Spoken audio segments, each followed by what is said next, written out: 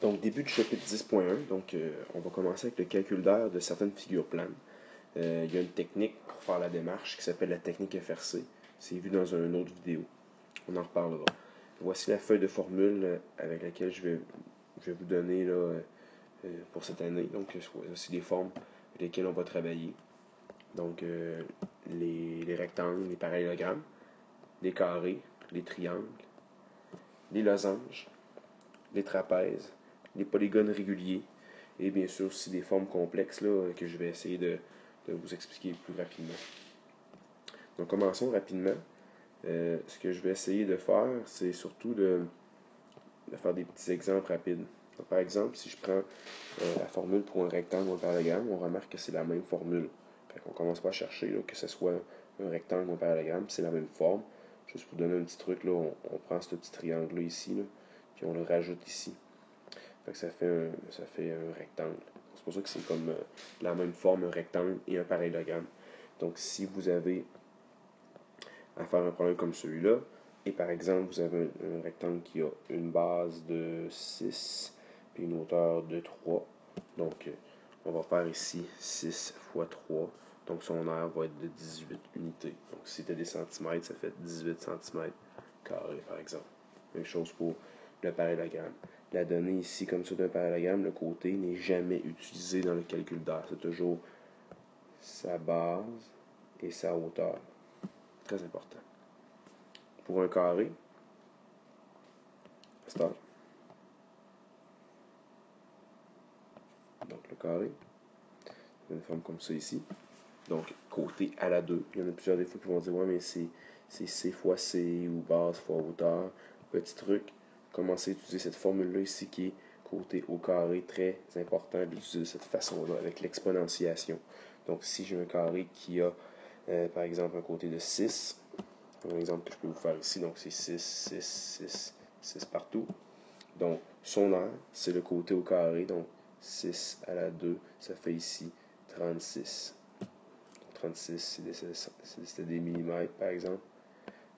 Des millimètres, ça fait des millimètres carrés dans la situation présente. Donc, le côté au carré, c'est la formule la plus simple, ici pour un carré, pour trouver son aire. Autre formule, vous avez le triangle. Triangle, ok. Donc, la base fois la hauteur, toujours prendre la base et la hauteur relative à cette base-là. Donc, par exemple, si la base ici, ben, vous avez la hauteur qui est dessinée toujours comme ça ici. Parce qu'un triangle, vous avez plusieurs manières de calculer son aire. Toujours base fois hauteur divisé par 2. Mais, par contre, ça dépend quelle base tu prends. Si tu prends cette base-là ici, il faut que tu prennes la hauteur qui va se trouver environ, là, elle n'est pas dessinée, là, mais après ici comme ça, puis on ne sait pas c'est quoi sa mesure. Toujours prendre les données du problème qu'on nous donne. Base et la hauteur ici, base et hauteur. Et on divise le tout par 2 après avoir multiplié. Ça ressemble drôlement à la technique du rectangle. C'est la même chose, base fois hauteur, divisé par 2 parce que c'est la moitié d'un rectangle. C'est ça qu'il faut comprendre. Une partie comprend, une partie ne comprend pas. C'est pour ça qu'on divise justement par 2 la formule d'un triangle. Donc si je prends un exemple de tout ça, ça me fait ici, donc on met 3, hauteur, 6 ici, c'est la même chose qu'on avait tantôt. Tantôt on avait une aire de 18 pour celle-là. Mais ici, ce qu'on va faire, on va faire 3 fois 6 divisé par 2. Ça fait 18. Divisé par 2, ça fait ici une aire de 9 cm². Tantôt on avait 18 cm². Donc c'est pour ça que c'est réellement la moitié au triangle, parce qu'un triangle, c'est un demi-rectangle ou un demi-parallélogramme. C'est comme ça qu'il faut le voir. Il y a un lien entre ces deux figures-là ici. C'est pour ça le divisé par 2. Donc, autre figure qu'on a, on a le losange. Le losange. Le losange ici, quand même assez facile. Grande diagonale fois petite diagonale divisée en 2. Donc voici la grande diagonale. La grande diagonale, c'est la donnée qui est ici comme ça. Et la petite, c'est la donnée qui est là. Donc on multiplie les deux diagonales du losange et on les divise tout simplement par 2. C'est ce qu'on va avoir ici comme ça. Diagonale Par-dessus, on utilise un D majuscule pour la grande et un D minuscule pour la petite diagonale. Donc, par exemple, la grande diagonale peut mesurer 10 cm, puis la petite 5. Donc, 5 fois 10, 50, divisé par 2. On aurait ici l'aire du losange 25 cm².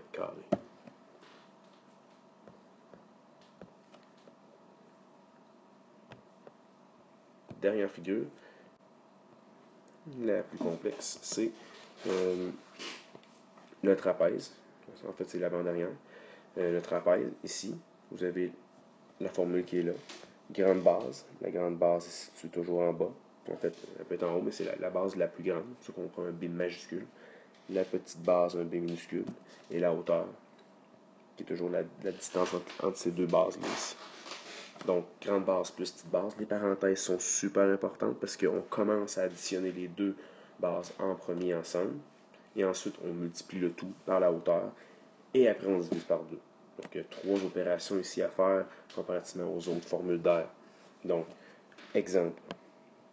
Petite base de 2, grande base de 5, puis une hauteur de, par exemple, de 3. Donc, ici, j'aurais une grande base de 5, une petite base plus 2, une hauteur de 3, et je divise le tout par 2. Donc, 5 plus 2, ça fait ici 7, fois 3, ça fait ici 21, et je divise le tout par 2, ça fait 10,5 pour la hauteur de mon trapèze. Donc, il y a plus d'opérations ici, il faut faire attention aux parenthèses. Donc, on additionne les bases ensemble, on multiplie par la hauteur et on divise le tout par 2. Le polygone régulier, ici, dans l'image qu'on a, on a un polygone à 5 côtés. Donc, on aurait pu prendre n'importe quel polygone, par exemple, comme un hexagone à 6 côtés. Il n'est pas très beau, là, mais ça pourrait être un polygone à 6 côtés, un polygone à 12 côtés. Donc, n'importe quel polygone, ça fonctionne. La formule est universelle. Ici, dans mon exemple, c'est un pentagone, donc un polygone à 5 côtés. Qu'est-ce qu'il faut comprendre là-dedans? Il faut comprendre que vous avez le C qui représente la mesure du côté. Donc, comment ce segment-là ou celle-là, peu importe laquelle, mesure. D'accord? L'apothème, c'est par définition la distance entre le centre du polygone jusqu'à un de ses côtés de façon perpendiculaire. Comme vous pouvez voir ici, là, la petite ligne pointillée, elle est vraiment là, perpendiculaire au côté. Donc c'est ça l'apothème, la mesure de la distance entre le centre et le côté de ce polygone-là. Et n, c'est le nombre de côtés. Donc tout simplement, on retient comme ça, là, C fois A fois n. Can divisé en 2. Donc la mesure du côté fois l'apothème du polygone fois le nombre de côtés. Exemple. Le côté mesure 5, l'apothème mesure 4, ici comme ça. D'accord? Et mon nombre de côtés, bien sûr, c'est facile. 1, 2, 3, 4, 5 côtés. Donc, je commence. Je vais. Donc, la formule, c'est can divisé par 2. Donc, la mesure du côté, c'est 5. Fois l'apothème, qui est 4. Fois le nombre de côtés, qui est 5. Le tout divisé par 2. Faire attention, plusieurs personnes oublient de diviser par 2 ces formules-là. Je ne sais pas pourquoi. Il faut faire attention. Donc, 5 fois 4, 20. Fois 5, 100. Divisé par 2. Ça me fait ici 50 cm². Si c'était en centimètres pour le polygone régulier suivant. La formule can divisé en 2, elle est bonne pour tous les polygones. Donc, ça soit je répète, là, ça soit un dodécagone, donc à 12 côtés, un décagone à 10 côtés, peu importe, mais il faut absolument que le polygone soit régulier. Donc, toutes des mesures de côté qui sont égales. Dernière mesure, dernière petite clarification ici, quand vous avez une figure qui a plusieurs formes dedans, donc ça n'a pas de nom, cette figure-là, on appelle ça une forme complexe. On faut être capable de la décortiquer en plusieurs formes. Donc ici, vous voyez, en vert, on peut avoir ici un trapèze. Quand vous le tournez de côté, ça fait un beau trapèze. Et ici, la forme en rouge, c'est un rectangle. Donc, si on veut calculer l'aire de cette forme complexe-là, on doit additionner chacune des aires calculées séparément. Donc, l'aire du trapèze plus l'aire du rectangle. Donc, on fait une belle démarche là, séparée et on additionne le tout à la fin. Donc, voici un petit peu comment calculer l'aire de certaines figures planes. Donc, il va y avoir beaucoup d'exercices qui vont suivre par rapport à ça.